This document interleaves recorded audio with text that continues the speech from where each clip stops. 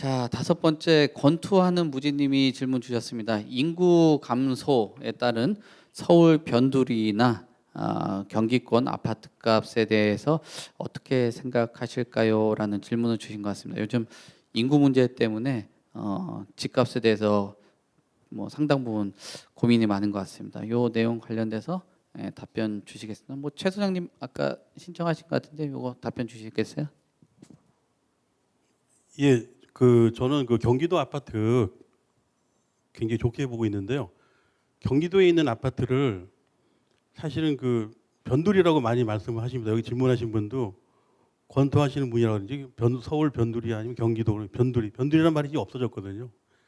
제가 그 판교가 잘 되는 이유 중에 하나는 강남이 가깝잖아요. 강남이.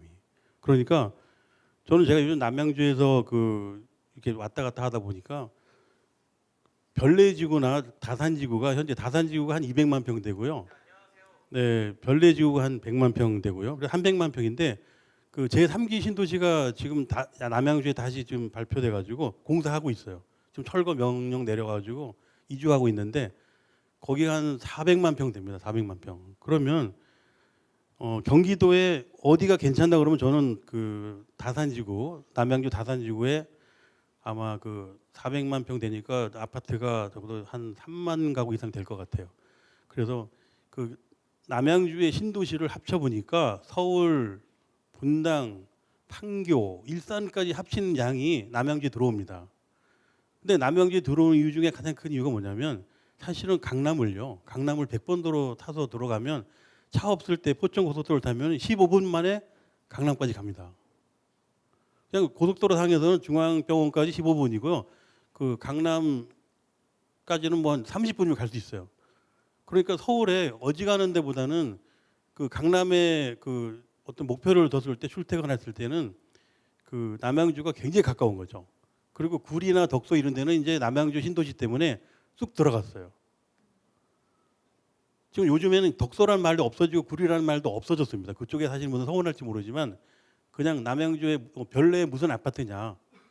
근데 별내도 들어갔어요. 지금 다산이라는 그 다산 정약용 선생님의 앞에 다산인데 그 다산 신도시가 지금 그 서울을 위협하고 있습니다. 웬만한 서울 그 변두리보다는 경기도 다산 신도시가 굉장히 자리가 좋아요. 이거를 눈여겨 보시고요. 그 같은 경기도라면 저는 그 북쪽에 있는 남양주 신도시 다산 신도시를 아주 적극 그 추천을 드리고요. 그리고 거기에 들어가는 방법은 저도 연구하고 있는 중입니다. 이렇게 저도 거기 살고 싶어요. 왜냐하면 거품이 없을 것 같고요. 그리고 현재로도 거품이 없어요. 거기는 나가는 분들이 지금 보상 받은 분들이 그 집이 별로 없었어요. 땅만 그렇게 한 400만 평 있었는데 농사만 짓던 분들이 지금 거의 그 집도 없는 상태에서 쫓겨났는데 보상비도 별로 없었던 거죠. 그래서 신도시 원가가 가장 쌉니다. 3기 신도시 중에서 신도시 원가가 가장 싼 곳이 남양주 다산 신도시다. 제 다산 신도시 홍보 대상 아니거든요. 근데 그렇게 얘기를 해주고 싶어요. 강남을 가장 빠른 속도로 갈 수 있다. 더 중요한 거는 제가 지하철을 타보니까 그 당고개역에서 원암역 그다음에 진점역까지 가는데 그 옛날 같으면은 한 3개 신도시를 가야 되는 거리를 15분 만에 가요. 15분 만에. 그러니까 원래 남양주 광릉이나 뭐 진저 포천 이쪽에서 다시 상계동을 가려면 거의 뭐 한나절 걸렸습니다. 한나절. 그거를 15분 만에 3시간 가야 될 거를 15분 만에 갑니다. 그러니까 남양주 다산 신도시는 엄청 그 전철로서도 아주 고급짜리죠. 그리고 최근에 좀 저기 뭐 한 8호선이 또 개통되고 있는데 그 4호선도 결국은 7호선 강남구청역까지 가는데 20분이 안 걸려요. 그렇다면 저는 약간 어떤 게 있냐면 경기도 전체를 뭐 두루 얘기하려면 시간이 많이 걸리니까 일단 제 눈에 발견되고 여기가 괜찮다고 추천해 드리는 게 남양주 다산 신도시인데 거기에 8호선까지 조만간 연결되거든요. 그러니까 4호선, 7호선, 8호선에 내 직장이 연결된다. 그러시면 무조건 다산을 적극 권장해 드리고 저는 시간이 많습니다. 그러니까 한번 여러분들이 그 궁금해하시면 제가 보여줄 수 있어요. 진짜 이건 그 조건은 없고요. 보여드릴 수 있어요. 어쨌든 앞으로 그 부동산 분야는 적극적으로 그 수요자도 적극적으로 거기 현장을 보실 수 있는 게 좋고 결국은 또 전문가한테 굉장히 그 교육을 좀 받으셔가지고 공부를 해서 그렇게 투자하시면 성공할 것 같습니다. 제가 그쪽으로 일조하겠습니다. 중요한 거는 앞으로 다산이 굉장히 많이 뜨고 있다. 그리고 다산은 정양 선생님의 호죠, 호. 네. 그리고 그 다산 정양 선생이 그 공원이 있는데 거기는 세계에서 최고입니다. 그 공원 분위기가 세계에서 1등, 약 10만 평 되는데요. 거기도 하나의 보너스가 될 수 있죠. 하여튼 여러 가지로 할 얘기 많지만 이것으로 제가 줄이겠습니다. 네, 제가 첨언 드리면요. 인구 감소 뭐 말씀해 주셨는데요. 우리 인구 감소 많이 걱정을 하고 있는데 저는 인구를 이제 두 가지가 아니라 이제 제가 분류를 한다면 절대 인구하고 상대 인구로 구분하는데요.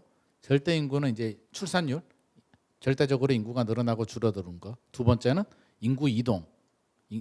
이쪽에서 구도심에서 신도시로 이동하는 것도 인구 증감에 영향을 주는 겁니다. 이게 절대 인구고요. 상대 인구는 심리예요. 살 생각이 없다가 갑자기 살 생각이 들면 수요가 늘어날 수도 있습니다. 이 두 가지를 봐야 되는데 인구 줄죠. 출산율 주는데 생각해 보면 주택 구매 연령이 40에서 59세 정도입니다. 최근에 불안한 마음에 30대들이 많이 사고는 있는데 기본적으로 40에서 59세입니다. 그러면 지금 줄어든 출생률이 아기들이 성장해가지고 주택 구매 연령까지 올라오려면 30대가 되려면 한 20년 정도 필요합니다. 그래서 20년 후에는 분명히 우리 사회에 영향을 줍니다. 근데 우리가 지금 20년 후까지 고민하기에는 너무 피곤합니다. 피곤하고 두 번째 우리가 알아야 될 건 인구 이동인데요. 일단 신도시는 밝습니다. 서울은 뭐 개발할 땅이 없기 때문에 무조건 해피하고요. 경기도도 신도시 개발이 많이 되고 있고 지방에서 앞서서 최문석 소장님께서 중요한 말씀해 주셨는데 대학교가 서울에 많이 있습니다. 인서울, 대한민국 최고 대학교들이 다 서울에 있습니다. 지방에 가정 형편이 괜찮은 분들이 자녀분들이 요즘 공부를 잘합니다. 왜? 서포트를 해주니까. 어디로 갈까요? 인서울 대학교로 옵니다. 졸업하면 어디로 갈까요?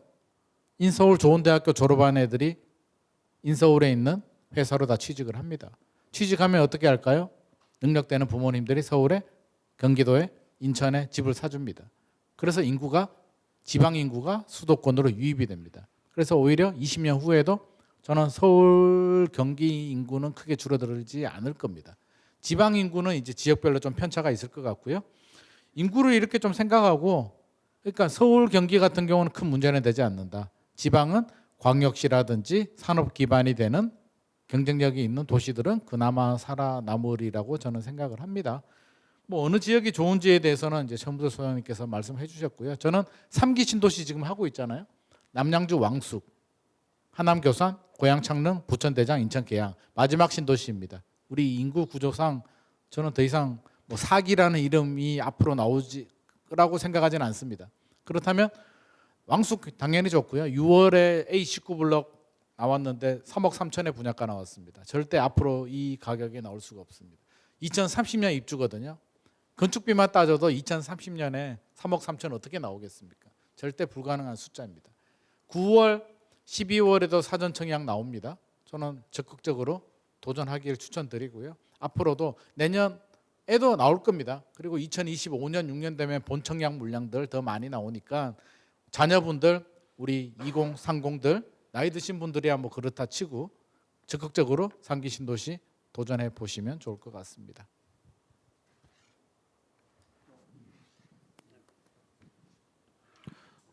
일단은 뭐 아까 최문선 소장님 말씀하신 것처럼 서울 변두리라는 표현은 이제 거의 없는 것 같아요. 아마 서울 사시는 분들이 뭐 예전에 보면 경기도권이나 지방 사셨던 분들이 시내 나간다는 표현을 많이 썼죠.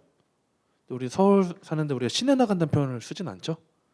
뭐 지금은 뭐 다 행할 있는데 자 약간 여담 말씀드리긴 하긴 했는데 실제 지금 뭐 인구 감소가 된다고 하는데 지금 서울이 우리가 1,000만이야 이야기를 많이 했고 경기도도 1,000만이야 이야기를 많이 했어요. 실제 지금 인구를 보면요 서울이 이제 941만 명이 지금 6월달 기준으로 잡혀 있고 1,000만이 밑으로 내려갔죠. 왔다 갔다 하긴 하는데 경기도가 무려 1,361만 명이 잡혀 있습니다. 1,300만 300이 더 증가됐어요. 그렇죠. 근데 제가 여기 경기도권이 1,000만에서 1,300만으로 올랐다고 해서 이 경기도권 아파트가 뭐 다 좋은 건 아니겠죠.